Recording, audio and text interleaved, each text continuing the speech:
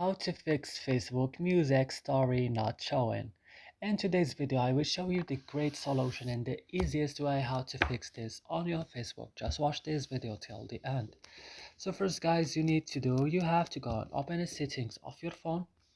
Go directly now to apps option. Here search for Facebook. Open then Facebook like this. Scroll down and click on storage.